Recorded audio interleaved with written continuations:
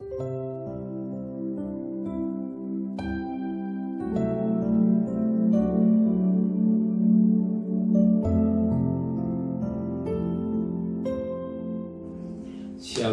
pagi, mari sama-sama tundukkan kepala, pejamkan mata sejenak.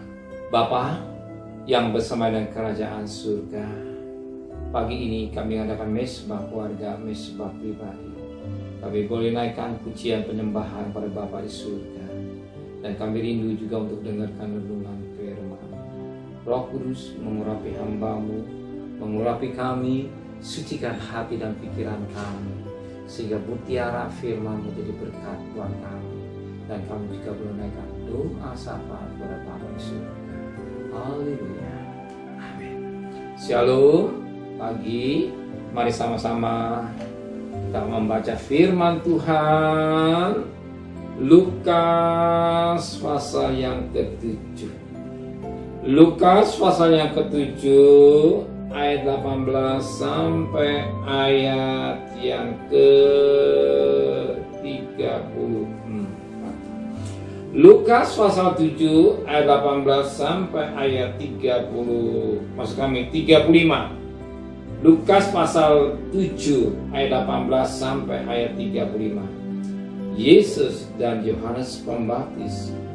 Ketika Yohanes mendapat kabar tentang segala peristiwa itu dari murid-muridnya, ia memanggil 2 orang dari antaranya dan menyuruh mereka bertanya kepada Yesus, Tuhan,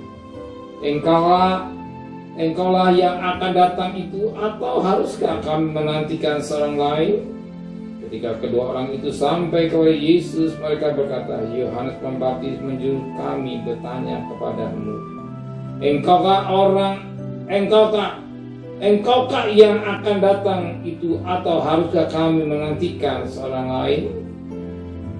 Pada saat itu Yesus menyembuhkan banyak orang dari segala penyakit dan penderitaan dan dari roh-roh jahat, dan ia mengadakan penglihatan kepada banyak orang buta. Dan Yesus menjawab mereka, pergilah dan katakanlah pada Yohanes apa yang kamu lihat dan kamu mendengar. Orang buta melihat, orang lumpuh berjalan, orang kusta menjadi tahir, orang tuli mendengar, orang mati dibangkitkan, dan kepada orang miskin diberikan kabar baik. Dan berbagai orang yang tidak menjadi kecewa dan menolak aku. Setelah suruhan Yohanes itu pergi, mulai Yesus berbicara kepada orang banyak itu tentang Yohanes. Untuk apakah kamu pergi ke padang gurun, melihat bulu yang digoyangkan angin kian kemari? Atau untuk apalah kamu pergi melihat orang yang berpakaian halus, orang yang berpakaian indah dan hidup mewah tempatnya di istana raja? Jadi untuk apakah kamu pergi melihat nabi? Benar, dan aku berkata kepadamu, bahkan lebih daripada nabi, karena tentang dia ada tertulis, lihatlah, aku menyuruh utusanku mendahului engkau, dan ia akan mempersiapkan jalanmu di hadapanmu. Aku berkata kepadamu, di antara mereka yang dilahirkan oleh perempuan tidak ada seorang pun yang lebih besar daripada Yohanes. Namun yang terkecil dalam kerajaan Allah lebih besar daripadanya. Seorang banyak yang mendengar perkataannya, bermaksud para pemungut cukai, mengakui kebenaran Allah, karena mereka telah memberi diri dibaptis oleh Yohanes. Orang-orang Farisi dan ahli-ahli Taurat menolak maksud Allah terhadap diri mereka, karena mereka tidak mau dibaptis oleh Yohanes. Kata Yesus, dengan apakah akan kupamakan orang-orang dari angkatan ini, dan dengan apakah mereka ini sama? Mereka seumpama anak-anak yang duduk di pasar dan yang saling menyerukan, kami niup seruling bagimu, tetapi kamu tidak menari. Kamu nyanyikan kidung duka, tetapi kamu tidak menangis. Karena Yohanes Pembaptis datang, ia tidak makan roti dan tidak minum anggur. Dan kamu berkata, ia kerasukan setan. Kemudian Anak Manusia datang, ia makan dan minum, dan kamu kata, lihatlah, ia seorang pelahap dan peminum, sahabat pemungut cukai dan orang berdosa. Tapi hikmat dibenarkan oleh semua orang yang menerima. Puji Tuhan. Di mana Yesus menyampaikan apa?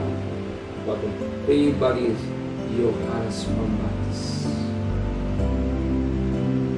Dia menyampaikan tentang Yohanes Pembaptis dipakai sebagai alat Tuhan. Banyak orang dibaptis, tapi saya, orang Farisi, ahli Taurat, menolak masuk Allah. Maksud Allah adalah supaya mereka dibaptis. Sebagaimana dikatakan dalam firman Allah pada ayat 30. Tapi orang-orang Farisi dan ahli-ahli Taurat menolak maksud Allah terhadap diri mereka karena mereka tidak mau dibaptis oleh Yohanes. Kenapa orang Farisi dan ahli Taurat menolak maksud Allah? Apa maksud Allah? Dibaptis menguburkan hidup yang lama. Dibaptis artinya menguburkan hidup yang lama dikubur. Dan apakah kita hidup lama dikubur dan bangkit menjadi manusia baru. Hidup yang lama ditinggalkan, yang ada hidup yang baru. Maksud baptisan bukan sebuah selesai tidak. Ada maksud Tuhan. Tinggalkan hidup yang lama. Kuburkan hidup yang lama, matikan yang hidup yang lama, bangkitlah menjadi hidup yang baru. Kita ikut Tuhan masuk Allah, tinggalkan hidupku bukan aku lagi, tapi Kristus ada di kita. Kita meninggalkan hidup kita yang lama, dikubur segala hal-hal yang baik. Kita menjadi ciptaan yang baru, ciptaan baru, hidupku yang lama. Bukan aku lagi, tapi Kristus yang ada di kita. Jadi hidup kita masuk Allah. Ternyata orang Farisi orang Taurat nggak mau. Bukan kita yang mau meninggalkan hidup kita yang mau. Kita mau mengiring Tuhan sampai napas yang terakhir. Amin. Kita mau mengiring Tuhan, ikut Tuhan sampai Tuhan panggil dan kita semua. Amin. Mari sama-sama di depan kepala, pejamkan mata sejenak. Terima kasih buat firman. Kami meninggalkan hidup kami yang lama. Kami bangkit dari hidup yang baru bersama dengan Tuhan. Kita perjalanan kami bekerja, berdagang, sekolah, kuliah. Pergi dengan selamat, pulang dengan selamat. Kembalikan besok pagi tubuh yang sehat dengan tidak kurang satu apapun juga. Berkati Pak Presiden, Bapak Presiden, para menteri, para gubernur, para bupati, para wali kota, para camat, para lurah, para RW, para RT, para medis, para orang tua. Beri kami hikmat yang dari surga, terisilah Tuhan dan kekasih. Terimalah berkat nikmat dari Allah Bapa, cinta kasih sayang dari Tuhan Yesus, dan berkat Roh Kudus menyertai saudara mulai hari ini sampai Maranatha Tuhan Yesus. Yang cinta Dia katakan amin. Tuhan memberkati.